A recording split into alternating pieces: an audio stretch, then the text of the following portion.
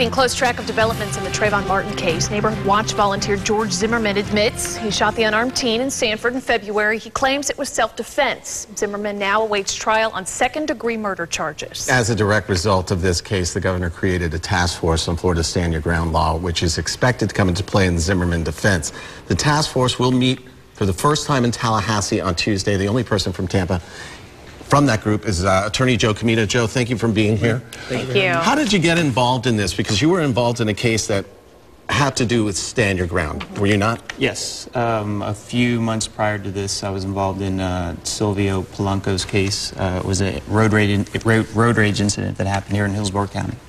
We know the goal of this task force, in part, is to examine the Stand Your Ground law, but do you have any idea of how you all are going to dig into this and what could potentially come out of this task force as results? Right now, my understanding is on Tuesday we meet in Tallahassee for the first time. It's an administrative meeting where everyone is going to come and introduce themselves to each other, start offering their different perspectives and experience with these relevant laws that we're supposed to examine, and then go from there and determine exactly what our roles are going to be. What is your perspective on it right now?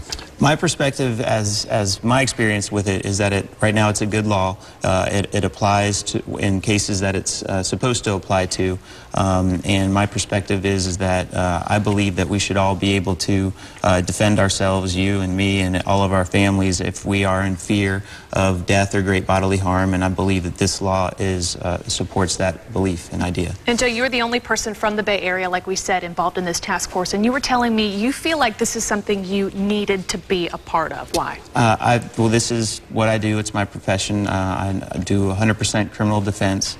This is an important law, I think, as it applies to us as citizens of Florida, and I think it's important to be involved in these types of changes or discussions in our laws. Let's talk a bit about the Zimmerman case here. For you, from what you know, is it a bit cloudy here, whether Stand Your Ground actually works as a defense? I think that it should be cloudy at this point to anyone who's trying to form an opinion.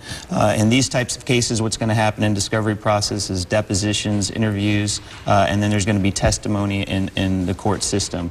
And I think right now it's just too early for anyone to really form an opinion when no one's really seen the reports or discussions with witnesses under oath and cross-examined. So it's very early and I think very cloudy as to what exactly happened. Sure. And Joe, still a long way to go. Like you said, Tuesday's meeting is just initial, but do you have any idea what kind of time commitment you have to this? I mean, is this a task force that's going to be meeting, weekly, monthly? Is there any indication? The short answer to that is no. I have no idea. But I've made a commitment that I want to be a part of this discussion and provide my perspectives and experiences with this law.